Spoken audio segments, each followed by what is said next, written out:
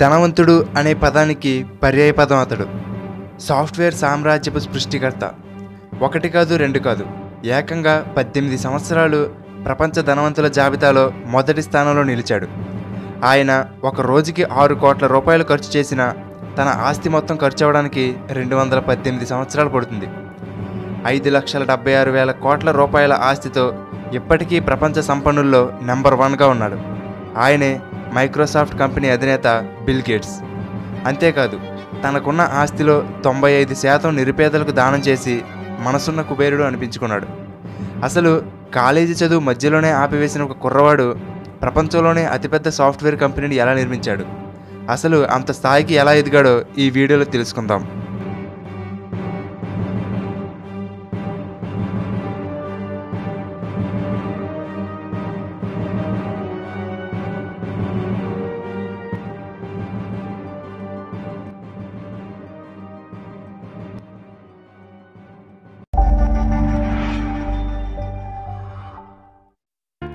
Bill gates 1955వ సంవత్సరం October 28న అమెరికాలోని Seattle నగరంలో జన్మించాడు.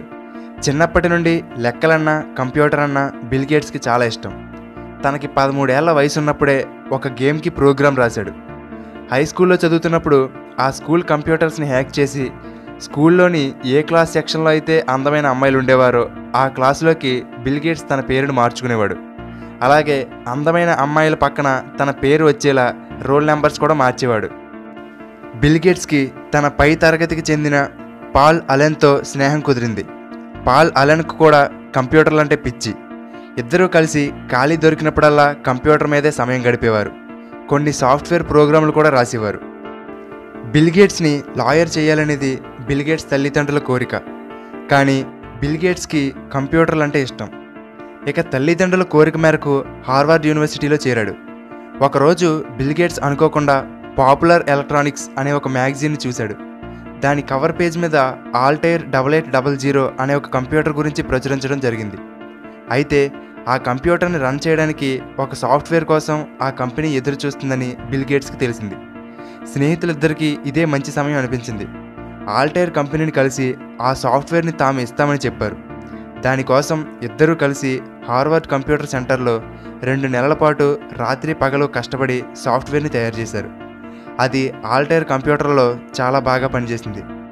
అప్పట్లో కంప్యూటర్ ఇండస్ట్రీలో ఇది ఒక సంచలనం. ఇద్దరు స్నేహితులకి మంచి పేరు వచ్చింది. అప్పుడే ఇద్దరూ కలిసి 1975వ సంవత్సరంలో మైక్రోసాఫ్ట్ అనే కంపెనీని స్టార్ట్ చేశారు. అప్పటికి బిల్ గేట్స్ వయసు కేవలం 19 సంవత్సరాలే. ఆ రోజుల్లో ఎక్కువగా కంప్యూటర్లను అమ్మే IBM కంపెనీ తాము విడుదల చేయబోయే పర్సనల్ కంప్యూటర్లకు ఒక ఆపరేటింగ్ సిస్టమ్ కావాలని బిల్ గేట్స్ని కోరింది. దానికోసం బిల్ గేట్స్ అప్పటికే ఉన్నటువంటి ఒక OSని $50,000 కొని దానిని ఇంకా అభివృద్ధి చేసి MS-DOS ఆపరేటింగ్ సిస్టమ్ అనే పేరుతో IBMకి అందించాడు. అప్పటి నుండి ఇక మైక్రోసాఫ్ట్ వెనుతిరిగి చూడలేదు. కొన్ని రోజుల్లోనే మైక్రోసాఫ్ట్ $1 మిలియన్ కంపెనీగా మారింది. మైక్రోసాఫ్ట్ని అభివృద్ధి చేయడం కోసం హార్వర్డ్ యూనివర్సిటీ చదువు మధ్యలోనే ఆపివేశాడు బిల్ గేట్స్. కొంతకాలం తర్వాత 1986లో బిల్ గేట్స్ మైక్రోసాఫ్ట్ విండోస్ని మార్కెట్లోకి తీసుకువచ్చాడు. మైక్రోసాఫ్ట్ చరిత్రలోనే విండోస్ ఒక మైలురాయి. విండోస్ రూపకల్పనతో సాఫ్ట్వేర్ ప్రపంచాన్ని బిల్ గేట్స్ తన హస్తగతం చేసుకున్నారు. కంప్యూటర్లు, సర్వర్లు, ఇంటర్నెట్ ఇలా అన్నిటికీ మైక్రోసాఫ్ట్ ఉత్పత్తులు తప్పనిసరి అయ్యేలా చేసిన బిల్ గేట్స్ తనకు ఆ రంగంలో పోటీ లేకుండా చేసుకున్నాడు. బిల్ గేట్స్కి తనకి 30 సంవత్సరాలు వచ్చేసరికి మిలియనీర్ అవ్వాలనేది కోరిక. కానీ తనకు 31 ఏళ్ల వయసు వచ్చేసరికి ఏకంగా బిలియనీర్ అయ్యాడు.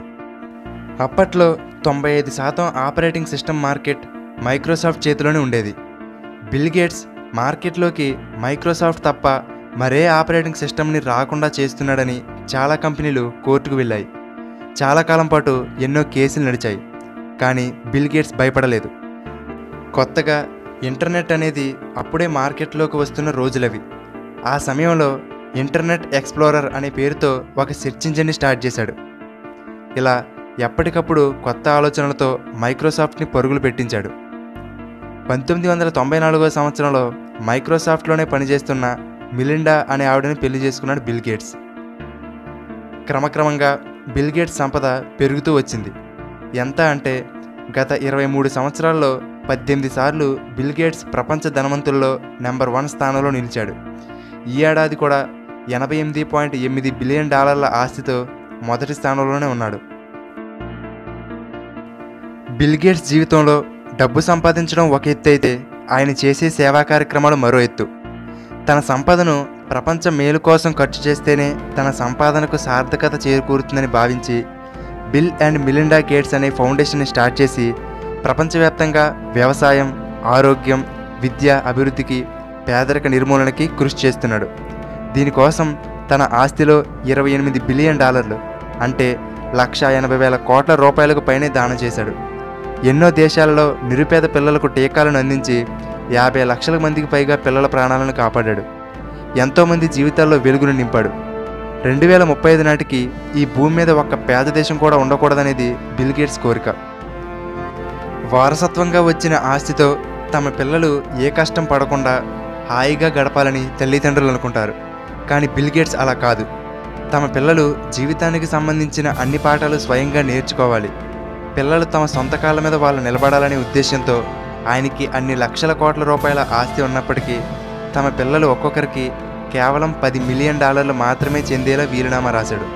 మిగిలిన తన ఆస్తి అంతా బిల్ అండ్ మిలిండా గేట్స్ ఫౌండేషన్కి రాసేశాడు. అంతేకాదు, బిల్ గేట్స్ తన స్నేహితుడు మరియు ప్రపంచంలోనే 2వ ధనవంతుడైన వారన్ బఫెట్తో కలిసి ది గివింగ్ ప్లెడ్జ్ అనే ఒక ఆర్గనైజేషన్ని స్టార్ట్ చేశాడు. దీనిలో భాగంగా ప్రపంచంలోని ధనికులందరినీ తమ సంపదలో కొంత భాగాన్ని సేవా కార్యక్రమాల కోసం ఖర్చు పెట్టవలసిందిగా పిలుపునిచ్చాడు. దీంతో ఫేస్బుక్ వ్యవస్థాపకుడు మార్క్ జుకర్బర్గ్, ఎలాన్ మస్క్, అలాగే మన దేశం నుండి అజీం ప్రేమ్జీ, కిరణ్ మజుందార్ షా ఇలా ప్రపంచవ్యాప్తంగా 170 మందికి పైగా బిలియనీర్లు తమ సంపదను దానం చేయడానికి ముందుకు వచ్చారు. ఇన్ని కోట్ల ఆస్తి ఉన్నప్పటికీ బిల్ గేట్స్ ఎంతో సామాన్యంగా సరదాగా ఉంటాడు.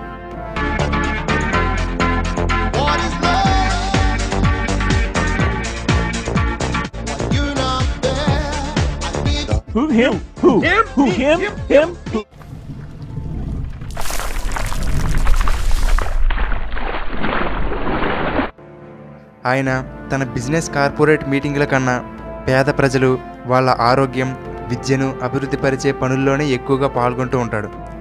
ఒక $100 దానం చేసి మనంతటోడు లేడు అనుకునే వాళ్ళున్న ఈ రోజుల్లో ఏమీ ఆశించకుండా లక్షల కోట్లను దానం చేయడం అంత సులభం కాదు.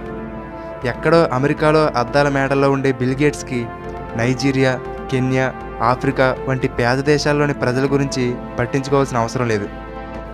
కానీ ఇటువంటి ఎంతోమంది పేద ప్రజల జీవితాల్లో వెలుగును తీసుకువస్తున్న బిల్ గేట్స్, ఆయన జీవితం మనందరికీ ఎంతో స్ఫూర్తిదాయకం.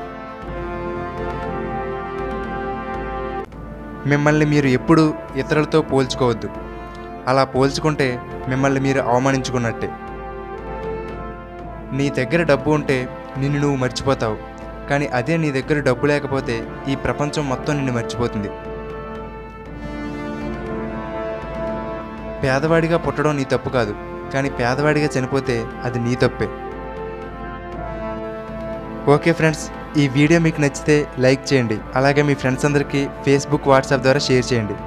ఇలాగే మరెంతోమంది జీవిత గాథల గురించి తెలుసుకోవడానికి తెలుగుబడి యూట్యూబ్ ఛానల్కి సబ్స్క్రైబ్ అవ్వండి. అలాగే ఫేస్బుక్లో తెలుగుబడి పేజీని లైక్ చేయండి. Thank you for watching.